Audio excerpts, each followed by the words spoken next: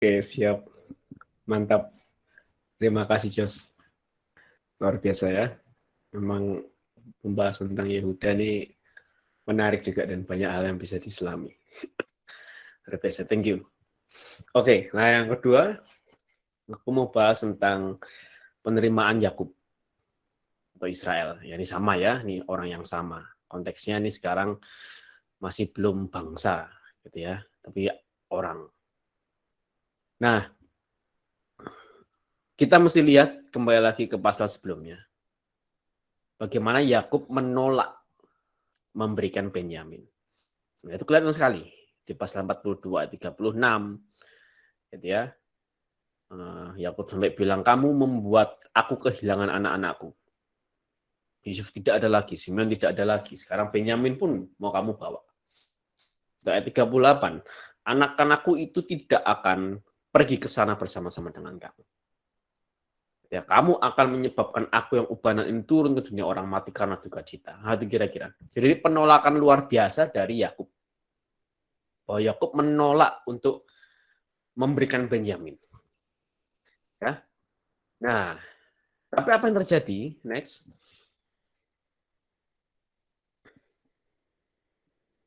Kelaparan yang sangat hebat terjadi. Ya, itu langsung makanya menarik nih.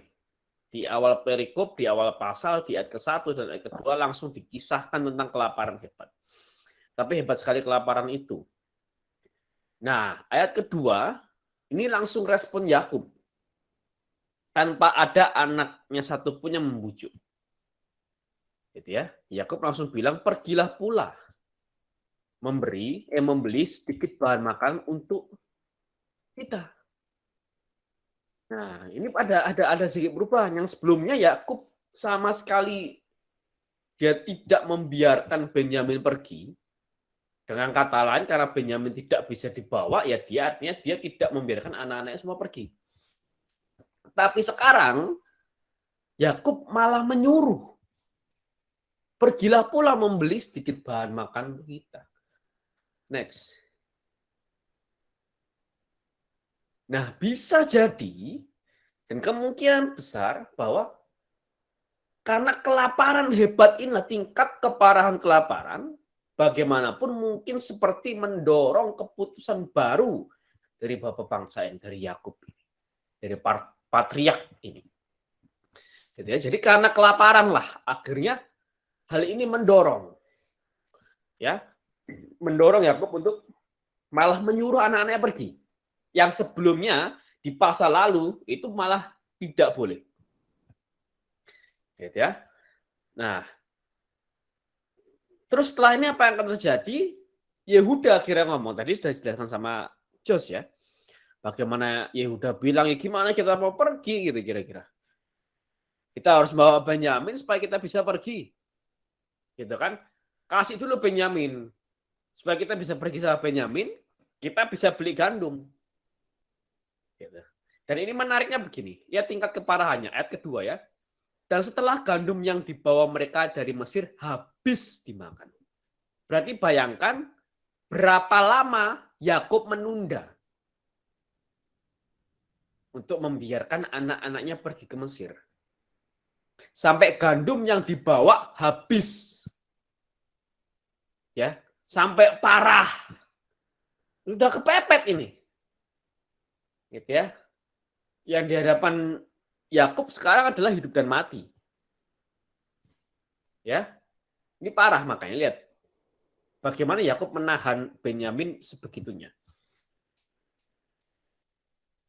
Nah, next. Setelah itu apa respon Yakub atas perkataan Yehuda? Yakub tidak langsung setuju. Lalu berkatalah Israel, mengapa kamu mendatangkan malapetaka kepadaku? Yakub marah. Ya, ini respon marah Yakub.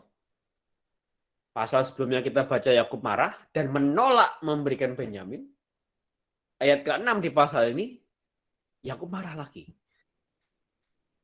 dengan Yehuda.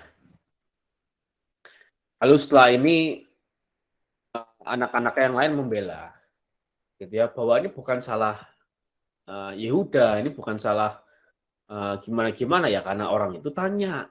Gitu. Orang yang di Mesir, si penguasa Mesir itu tanya ke kami untuk menguji kejujuran kami. Ya mau gimana lagi, kita ceritakanlah sejujurnya kita seperti apa. Gitu. Nah, lalu akhirnya hal luar biasa terjadi. Next. Yakub setuju.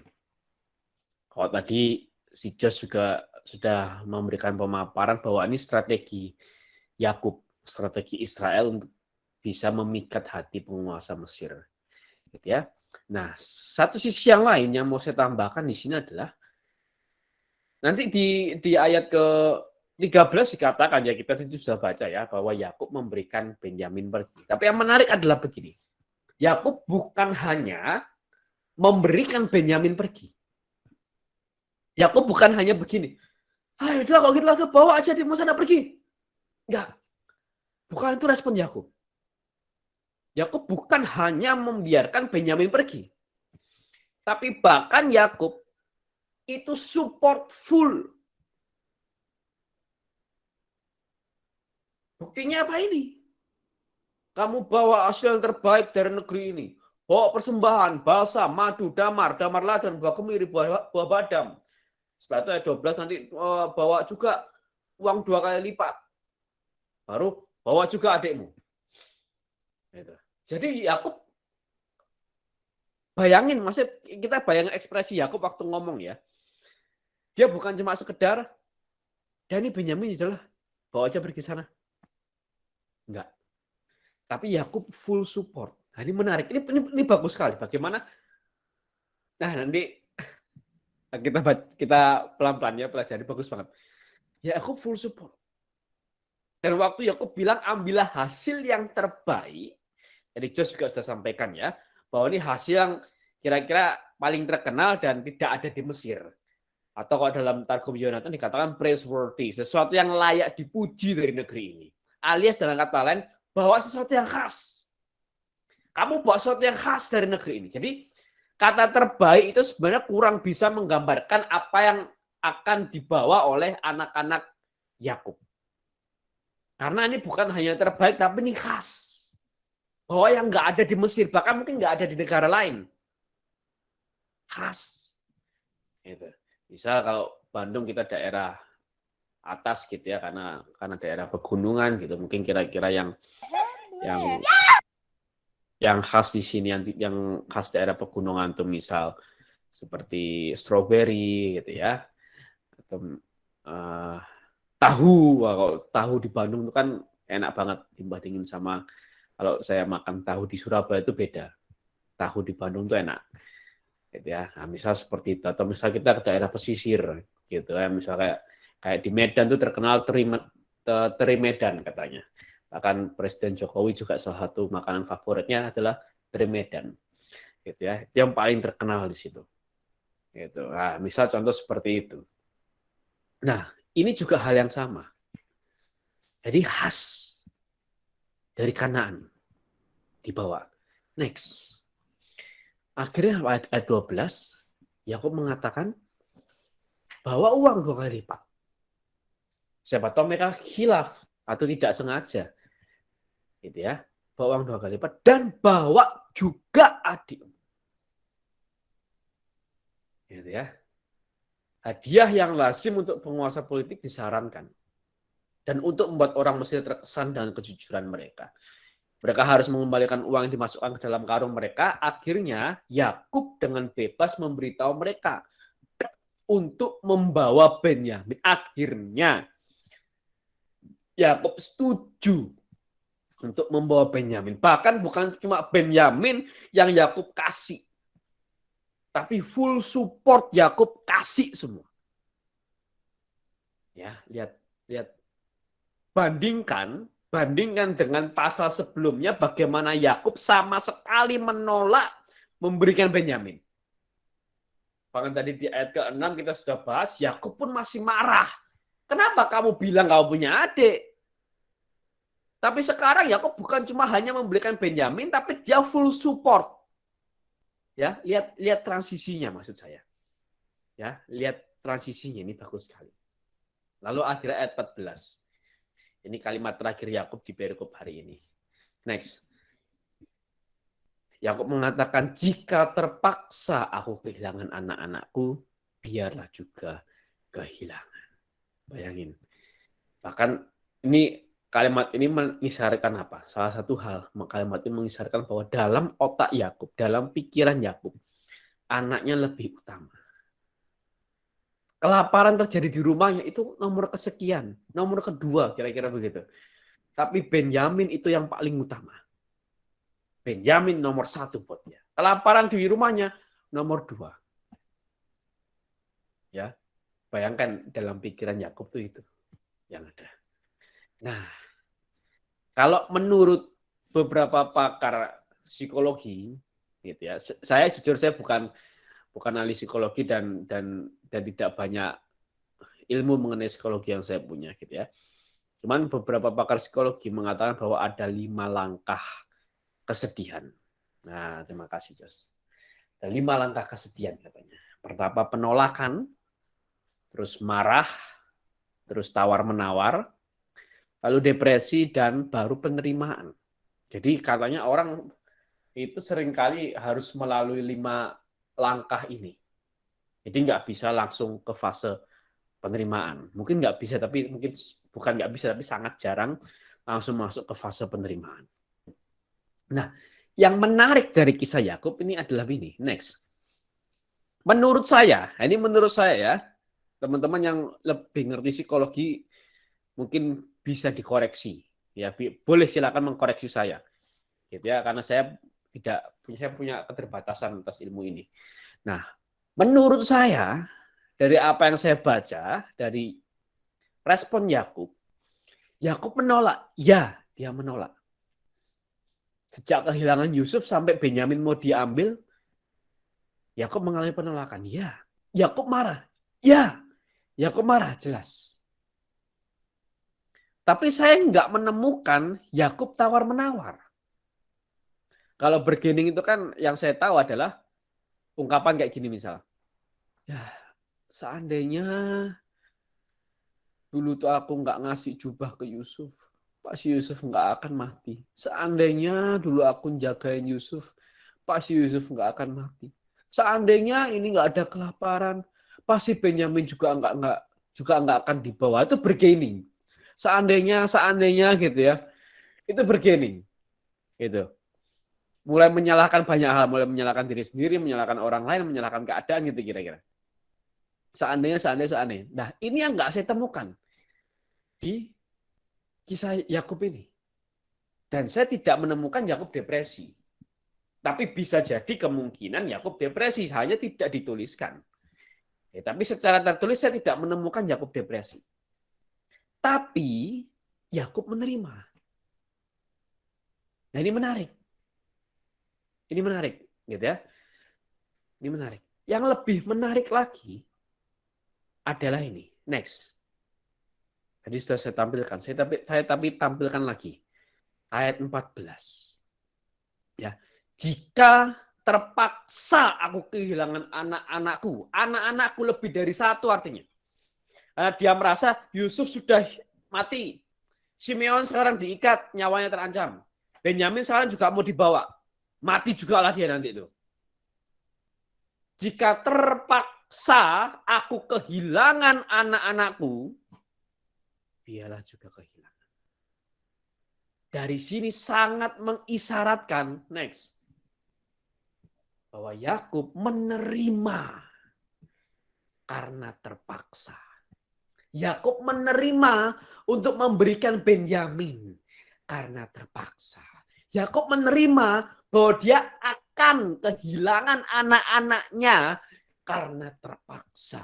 Yakub menerima bahwa dia telah kehilangan Yusuf dan akan kehilangan Simeon karena terpaksa. Ya. Nah, sekarang saya mau tanya. Gitu ya. Saya buat dulu polling, gitu ya. Apakah penerimaan Yakub, nanti saya minta tolong teman-teman Bapak Ibu untuk isi polling yang ada ya.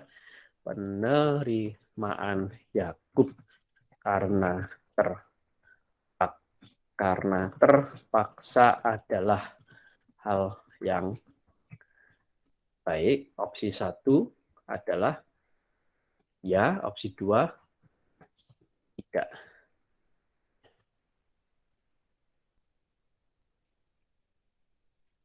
Ya, bounce. Nah, itu sudah ada polling tuh harusnya.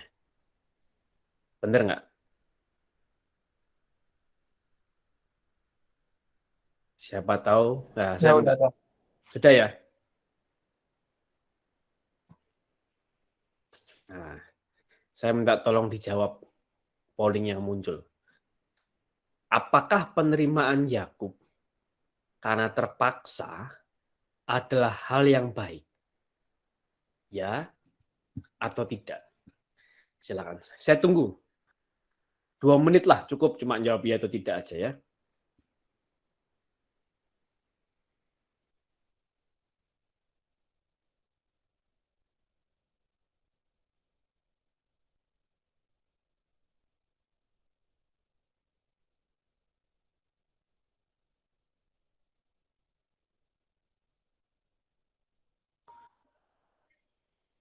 Pollingnya nggak ada ya. Coba diklik activities, oh nggak.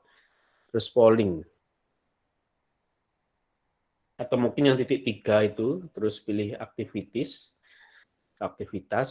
terus pilih polls, POLLS itu ya.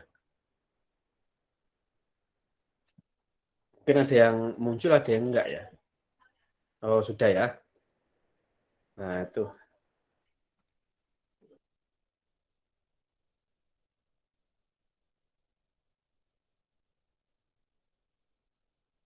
Kelihatan nggak itu sama yang lainnya?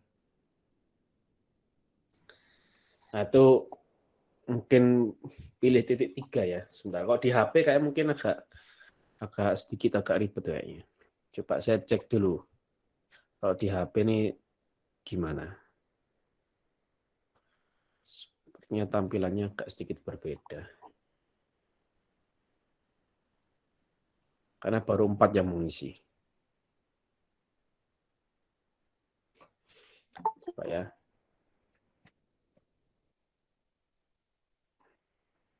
Oh ya, pilih titik 3, terus activities, ya. Habis itu ada polls itu, polls satu aktif itu kan, atau diklik, nah terus pilih, gitu ya. Apakah penerimaan Yakub karena terpaksa adalah hal yang baik? Nah itu kira-kira. Nah ini baru 5 orang nih.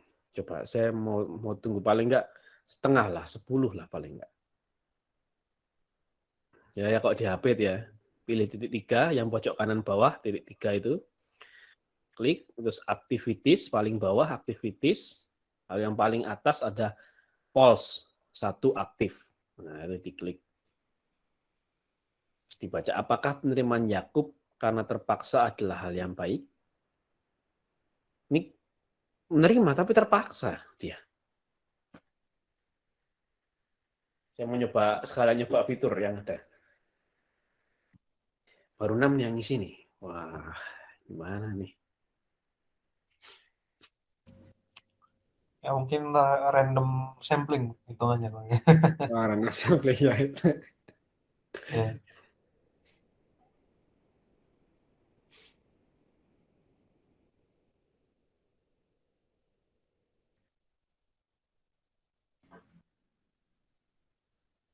Atau bayangin aja, kita berada dalam posisi Yakub. Gitu ya. Atau mungkin kita sedang berada dalam posisi itu. Kita menerima tapi terpaksa, terpaksa menerima karena terpaksa, bukan karena pilihannya sendiri. Bukan karena emang dia pengen memilih itu, tapi karena terpaksa. Dia nggak mau untuk memilih pilihan itu, nggak mau untuk menerima gitu. Tapi karena terpaksa akhirnya Yakub harus menerima.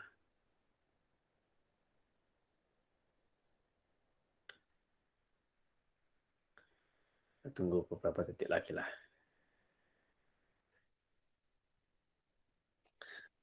Oke, sudah tidak ada lagi. Saya hitung sampai 5 ya. 5, 4, 3, 2, 1. Oke. Nggak apa, kita end the poll dulu ya. Kita tutup dulu pollingnya. Nah, mungkin bisa dilihat ya. Yang mengatakan baik itu ada 5 orang. Yang mengatakan tidak baik itu ada 2 orang. Nah, ini menarik ini. Ya. Yang mengatakan ya baik. Baik, Yakub menerima karena terpaksa itu baik. Itu lebih banyak ternyata. Daripada dia menjawab kayak menerima karena terpaksa itu nggak baik kayak itu lebih sedikit jawabannya. Nah, kita coba lihat ya. Sekarang kita berpikir belum, Dos. Oh, belum. Lupa. Lupa slide-nya. Nggak apa-apa. Maaf. Ini ya. Nah, kita coba berpikir bahwa seandainya Yakub ngotot, dia bersikeras tidak membiarkan Benyamin pergi, maka bagaimana? Kemungkinan besar ya anak-anak tidak akan pergi ke Mesir. Dengan kata lain, kalau Yakub tidak membiarkan Benyamin pergi, Yakub egois. Bayangkan, masalah kelaparan itu mengorbankan siapa? Bukan cuma mengorbankan Yakub, bukan cuma mengorbankan anak-anak Yakub, tapi mengorbankan istri-istri Yakub, mengorbankan istri dari anak-anaknya, mengorbankan cucu-cucu Yakub, mengorbankan semua hamba-hamba, budak-budak semua yang ada tinggal di rumahnya. Dan kekayaan Yakub itu kan satu kota. Dengan kata lain, kalau seandainya Yakub tidak memberikan Benyamin pergi, Yakub mengorbankan nyawa orang satu kota. Jadi kalau Yakub tidak membiarkan Benyamin pergi, dengan kata lain Yakub egois. Ya. Dia cuma milih perasaannya aja, dia nggak lihat sesuatu yang lebih besar, yang lebih ilahi, yang lebih penting. Kalau Yakub tetap tidak membiarkan Benyamin pergi, maka saya mau katakan nih, terkadang, bahkan mungkin seringkali, perasaan kita nggak penting. Demi sesuatu yang lebih besar. Demi sesuatu yang lebih penting. Mau nggak kita korbankan perasaan kita? Nanti nggak nyaman. Ya mengorbankan perasaan nggak nyaman. Nanti nggak damai. Ya kalau mengorbankan perasaan itu nggak damai. Pasti. Tapi mau nggak kita mengorbankan perasaan kita sesuatu yang lebih besar. Yang lebih penting. Maka jujur saya katakan ya. Saya salut sama orang-orang yang akhirnya dengan pengertiannya, dia mengerti bahwa agama itu penting, iman itu penting, gereja itu penting, sakramen itu penting, gitu ya. Dengan pengertian itu, karena dia mengerti itu, dan ternyata dia pacaran sama yang beda agama, beda iman, atau mungkin beda gereja, dan memutuskan untuk melepaskan pacarnya. Karena menurut dia, iman lebih penting, agama lebih penting, gereja lebih penting, sakramen lebih penting. Itu saya salut. Karena dia memilih sesuatu yang lebih penting. Sesuatu yang lebih ilahi, sesuatu yang lebih besar. Daripada hanya perasaannya saja. Karena saya sudah sempat bahas waktu itu ya, kalau kita menikah dengan seseorang yang beda agama, bahkan beda gereja, tapi gerejanya tidak memiliki rumusan baptisan yang benar, maka pernikahan kita bukan sakramen. Karena sakramen itu bukan diberikan oleh pastor, tapi sakramen itu diberikan oleh pasangan. Karena istri saya Katolik, ketika kami menikah, saya memberikan istri saya sakramen, istri saya memberikan saya sakramen. Itu pernikahan, sakramen pernikahan. Bukan pastor yang memberikan sakramen, enggak. Pastor hanya memberkati. Maka kalau keduanya orang Katolik, jelas itu sakramen nanti. Tapi kalau salah satu bukan Katolik, salah satu bukan Kristen, atau dia beda gereja, dia Kristen tapi bukan Katolik, tapi gerejanya tidak memiliki rumusan baptisan yang benar, maka Anda nggak akan dapat sakramen ketika menikah. Dan banyak orang di luar sana dengan naifnya mereka berkata, loh kan apa Yesus itu kan kasih. Jadi saya mengasihi pacar saya pun juga itu kan manifestasi dari kasih Allah. Tapi dia mengorbankan sakramen gitu loh. Sekarang bandingkan sakramen dengan perasaan kasihmu lebih representatif Allah yang mana gitu loh. Allah lebih representatif di mana? Di perasaan kasihmu atau sakramen loh gitu kira-kira. Ini kalau saya loh ya, ini tentu dengan logika berpikir gitu ya. Ya kalau menurut saya tanya seperti itu ya Allah lebih representatif dalam sakramen. Kalau benar pasanganku mengasihi aku, harusnya dia pindah masuk Katolik. Artinya dia mengorbankan apa yang dia pegang demi cintanya padaku. Wah, ya kira-kira begitu kan? Dia ngotot, kamu ngotot, yang ngotot-ngototan. Nah, ini contoh misal orang memilih perasaan dibandingkan sesuatu yang lebih besar. Gitu. Ya. Nah, ini menarik. Gitu. Bahwa Yakub menerima karena terpaksa ini baik. Dan ini bukti ketidakegoisan Yakub. Next. Nah, maka dari itu dua hal. Nah, kesimpulan dari poin yang kedua ini adalah pertama Yakub setuju. Bahkan mendukung secara penuh untuk membiarkan Benyamin ikut pergi ke Mesir karena terpaksa. Dan keterpaksaan Yakub menunjukkan ketidakegoisan Yakub karena Yakub tahu yang lebih penting dan lebih besar daripada perasaannya. Bagaimana dengan kita?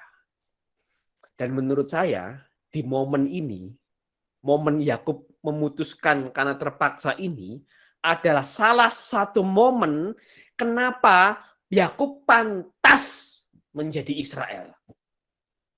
Yakub pantas menjadi salah satu dari patriark. Yakub pantas menjadi salah satu dari bapak bangsa. Bapak bangsa cuma 3.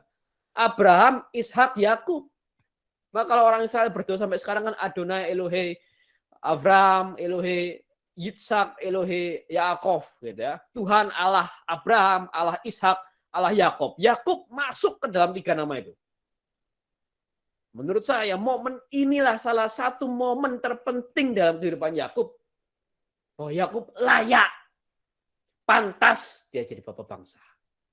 Karena yang dia pikirkan bukan perasaan kehilangannya. Kan itu baru perasaan Yakub kan kehilangan. Realnya kan nggak kehilangan. Kan kita tahu ya kan. Nggak kehilangan Yusuf, nggak kehilangan Simeon, nggak kehilangan Benyamin. Tapi Yakub merasa kehilangan.